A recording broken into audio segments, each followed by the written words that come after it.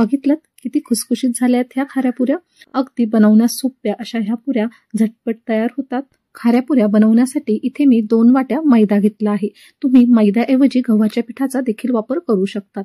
वजनी म्हणाल तर हा 200 ग्रॅम इतका मैदा आहे। त्यात आता 1 चमचा पांढरे तीळ घातले आहे। त्यानंतर इथे आपल्याला अर्धा चमचा ओवा अशा पद्धतीने हातावर चोळून घालायचा आहे। त्यामुळे ओव्याचा स्वाद छान असा पिठाला लागतो। आता त्यानंतर मी अर्धा चमचा कसुरी मेथी घातली आहे। त्यानंतर चवीनुसार मीठ घालायचं आहे व घातलेले सर्व जिन्नस आपल्याला मैद्यात छान असे एकत्र करून घ्यायचे आहे। आता तुम्ही इथे कसुरी मेथीऐवजी चाट मसाला किंवा आमचूर पावडर वापरू शकतात। असे वेगवेगळे फ्लेवर तुम्ही या पुऱ्यांना देऊ शकतात। आता सर्व मिश्रण एकत्र झाले की इथे मी 2 मोठे चमचे भरून कडकडीत तेलाचं मोहन यावर घालून घेतलं आहे। अशा पद्धतीने तेलाचं मोहन घातलं की पुऱ्या अतिशय खुसखुशीत तयार होतात, तोंडात टाकताच विरघळतात। आता मोहन हे अगदी कडकडीत गरम आहे, त्यामुळे अशा पद्धतीने चमच्याच्या साहाय्याने आपल्याला सर्व हे घातलेलं मोहन पिठाला किंवा मैद्याला लावून घ्यायचं आहे। इथे आता आपलं पीठ मळण्यासाठी तयार आहे। अगदी थोडं थोडं पाणी घालत आपल्याला अगदी घट्टसर याचं पीठ मळून घ्यायचं आहे। आता खारी पुरी बनवण्यासाठी पीठ हे अगदी घट्ट मळावं, म्हणजे पुरी ही अगदी खुसखुशीत तयार होते। अशा पद्धतीने तुम्ही इथे बघू शकतात, थोडं थोडं पाणी घालत इथे मी छान असं घट्टसर हे पीठ मळून घेतलं आहे। आता तयार झालेला पिठाचा गोळा आपल्याला साधारण 10 ते 15 मिनिटांसाठी बाजूला ठेवून द्यायचा आहे। आता पीठ मुरत आहे तोपर्यंत आपल्याला साठा लागणार आहे तो तयार करून घेऊयात।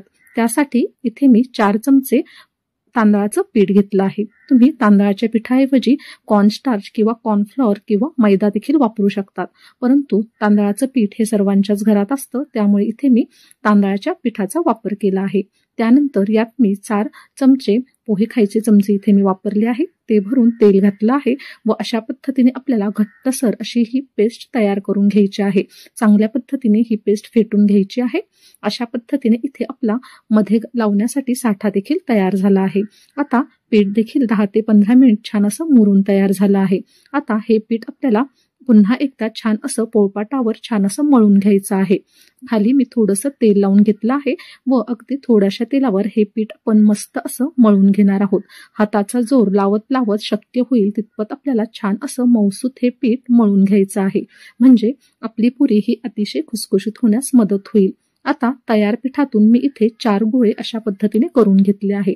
आता ही पुरी तयार करताना तुम्ही कमीत कमी 4 गोळे घ्या किंवा जास्तीत जास्त तुम्हाला आवडेल तितपत तुम्ही लेअर करू शकतात। इथे मी 4 पोळ्या छान अशा लाटून घेतल्या आहे। आता तुम्ही तुमच्या सोयीनुसार गोळे हे कमी जास्त छोटे मोठे करू शकतात। अशा पद्धतीने इथे आपण 4 पोळ्या लाटून घेतल्या आहे। आता या पोळ्या खूप पातळही नाही व खूप जाडही नाही अशा पद्धतीने मी लाटून घेतले आहे। आता सर्वात खाली एक पोळी ठेवायची आहे व त्यावर अशा पद्धतीने 1 चमचाभर आपल्याला साठा लावून घ्यायचा आहे। अशा पद्धतीने साठा हा प्रत्येक पोळीवर लावला की पुरीचे पदर सुटण्यास मदत होते व पुरी ही अतिशय पदर सुटलेली व खुसखुशीत तयार होण्यास मदत होते। अशा पद्धतीने तुम्ही इथे बघू शकतात, दुसऱ्या पोळीवर देखील मी हा साठा लावून घेत आहे। अशा पद्धतीने तुम्ही देखील अशाच पद्धतीने साठा तयार करून घ्या व साठा लावूनच ही पुरी तयार करा, म्हणजे छान असे पदर सुटले जातील। आता तिसऱ्या पोळीवर देखील आपण साठा लावून घेतला आहे व त्यावर शेवटची 4थी पोळी आपण ठेवली आहे। आता तुम्ही बघू शकतात इथे छान असे जाडसर पोळ्यांचा थर झाला आहे। आता ह्या पोळ्या आपल्याला अलगद हाताने छान अशा लाटून घ्यायच्या आहे। आता तुमचा पोळपाट छोटा असेल तर तुम्ही अगदी छोटे गोळे घ्या। आता माझी ही पोळी बघू शकतात, आता लाटत लाटत ही भरपूर अशी मोठी पोळी झाली आहे। तुम्ही तुमच्या सोयीनुसार हे गोळे घ्या, म्हणजे लाटण्यात सोयीस्कर होईल।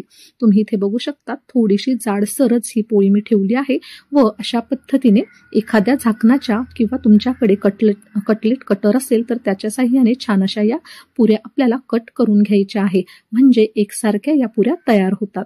आता इथे बघू शकतात छान अशा आपल्या ह्या पुऱ्या तयार झाल्या आहेत। अगदी तुम्ही बघू शकतात पुरी काढतानाच लेअर सेपरेट दिसत असतील, पण हे लेअर पुरी तळताना कुठेही सेपरेट होत नाही, छान असे लेअर त्याचे तयार होतात। आता तयार झालेल्या पुऱ्या आपण एका ताटात काढून घेतल्या आहे। आता आपण पुऱ्या तळायला घेऊयात। इथे मी कढईत तेल गरम करून घेतलं आहे. तेल आपल्याला फार धूर येईपर्यंत गरम न करता कडकडीत फक्त गरम करून घ्यायचं आहे व गॅस हा मीडियम टू लो फ्लेमवर ठेवायचा आहे.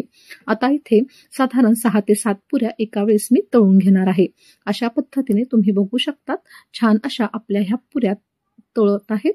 आता थोडं थोडं तेल पुऱ्यांवर घालत अगदी मीडियम टू लो फ्लेमवरच आपल्याला ह्या पुऱ्या तळून घ्यायच्या आहे. हाय फ्लेमवर पुऱ्या तळल्या की वरतून त्या लाल होतील व आतून कच्च्या राहतील व मग त्या लूज पडण्याची देखील शक्यता असते. अशा पद्धतीने तुम्ही या पुऱ्यांचा रंग बघू शकतात. अगदी गोल्डन सर रंगावर मी या पुऱ्या तळून घेतल्या आहे व इथे तुम्ही लेअर बघू शकतात. पुऱ्यांची लेअर देखील अगदी छान सुटली आहे. अशा पद्धतीने आपण सर्व पुऱ्या या ठिकाणी तळून घेणार आहोत. अशा पद्धतीने तुम्ही बघू शकता छान अशा आपल्या खुसखुशीत व छान असे पदर सुटलेल्या या खाऱ्या पुऱ्या तयार झाल्या आहे. दिसायला जेवढ्या या पुऱ्या छान व खुसखुशीत दिसत आहेत तेवढ्या खाण्यासाठी देखील अगदी भन्नाट लागतात. तुम्ही देखील या पुऱ्या नक्की ट्राय करा व रेसिपी कशी झाली मला नक्की कमेंट सेक्शन मध्ये लिहून कळवा. पुन्हा भेटूया अशा छानशा एका रेसिपी सोबत. तोपर्यंत धन्यवाद.